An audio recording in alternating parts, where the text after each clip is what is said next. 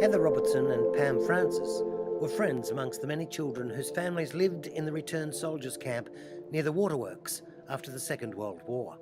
In this story, Heather and Pam recall life in the camp from a child's perspective.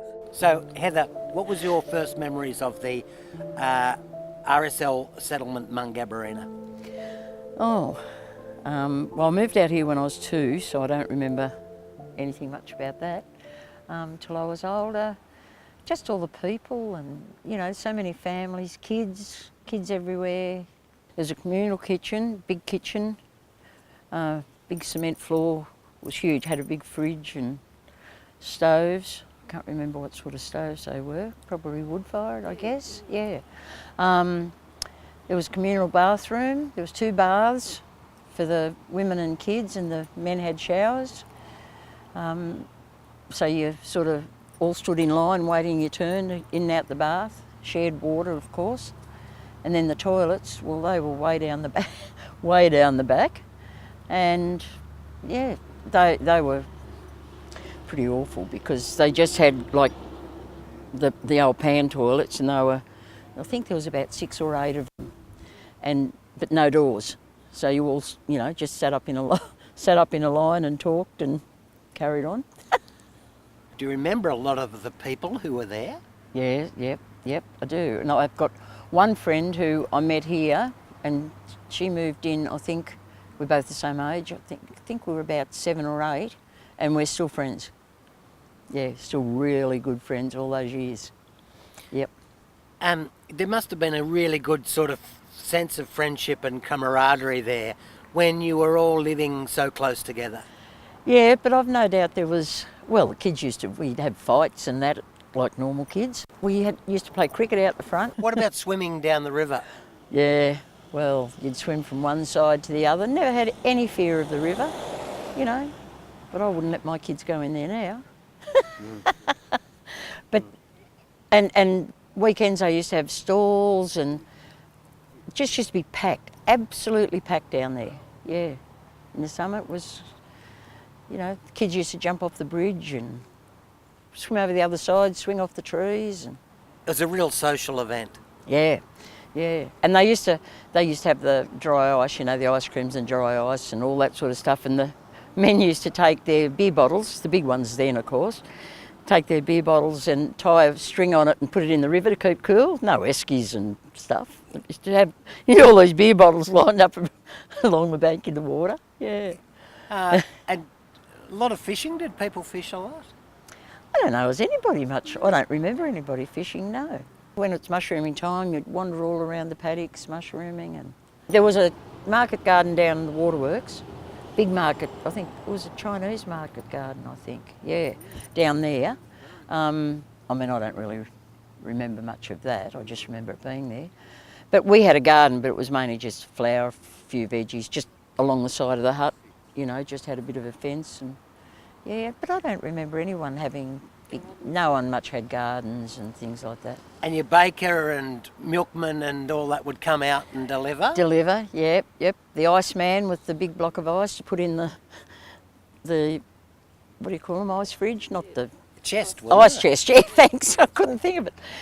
Mr. Waite up the road, he used to come with his horse and cart, and you'd take your jug out and he'd be a pint or whatever you wanted, you know, he'd scoop it in, yeah. And the greengrocers used to come out, yeah. And Sunday school, we used to have Sunday school. All denominations, didn't matter. It was the Church of Christ, Ian Sproul. He used to come out with little chairs. They used to bring little chairs out, and we'd all sit up there thinking we were great. Sing songs? Yeah, oh yeah, sang all the songs. And what did a camp Christmas look like? I don't remember a lot of decorations being around the huts themselves. Do you? I don't. But I've got a couple of photos that all the camp was there, and Santa arrived in a plane and they wheelbarrowed him across the road. It was actually my dad. I found out after. I was pretty naive. Yeah, and in the big kitchen, yeah, and there's a photo, just had it in the community kitchen, yeah. But we used to play, when it was wet and that, all the kids would get in the kitchen and you'd play ball and against the walls and hopscotch, and Like, I don't think us kids were ever bored. Never. Never bored. You always had a mate or, you know, something to do. Good old fun. When did your family come and live here at the settlement? I think about 1948 they would have come, 48 or 49, before I was born. Can you describe to me what the huts looked like? They were very dark inside.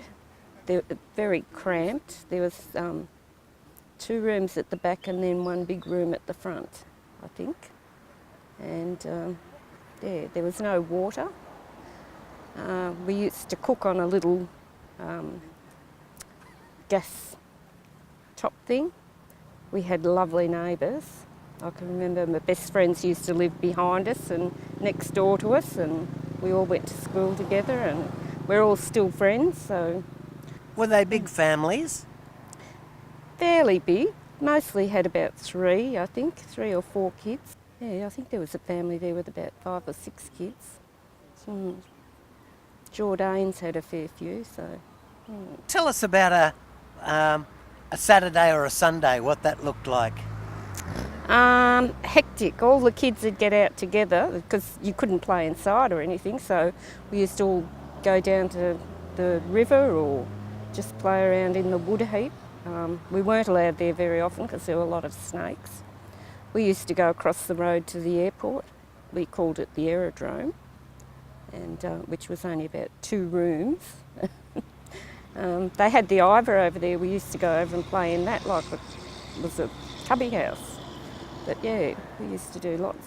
Was it exciting? Did you know the Ivor story? And No, had no idea. It was just an old plane.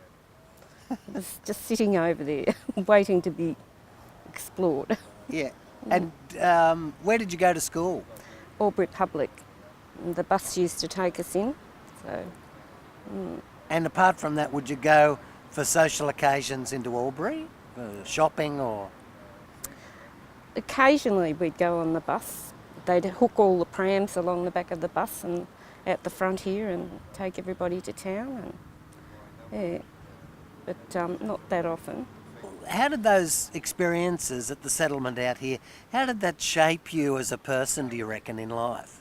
I don't know that it had that much influence on me, but I think probably we weren't shy kids. You couldn't call us shy, you know, because we all would go and talk to anyone. There were 40 families, a lot of people, and you knew everyone, and you'd go and talk to them, and you'd all do the same sort of things. Like Sunday school, we'd all sit out the front and sing our hearts out, and even though there were Catholics and Protestants and there was a bit of competition going there. Some of them would go to the Catholic school and some would go to the public school.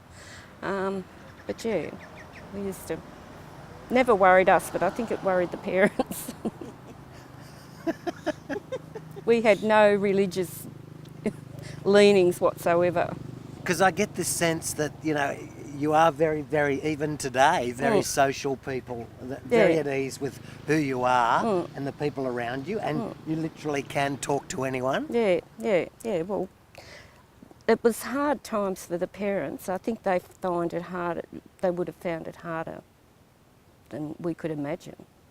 You know, there was never money around for any luxuries, or, you know, everybody was just sort of dependent on others to help them if they had troubles or if they were sick or anything like that. So were the men mostly going out to work and the women were staying at home looking after family? Yes, very few of the mothers worked. What sort of work would the men do?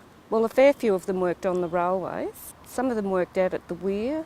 Yes, I don't think there was that much work around then, was there? Just Albury was a big railway centre, so. And they used to ride their bikes to work, and they'd come home via the Newmarket.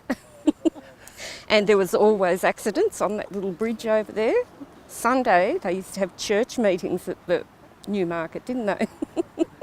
Really? Yes, the pub? well, it was illegal, you know, like the pubs used to close at 6 and not allowed to open on Sunday, but... So they'd have a church meeting there Yes, instead. on Sundays. I think that's why they put us out the front singing.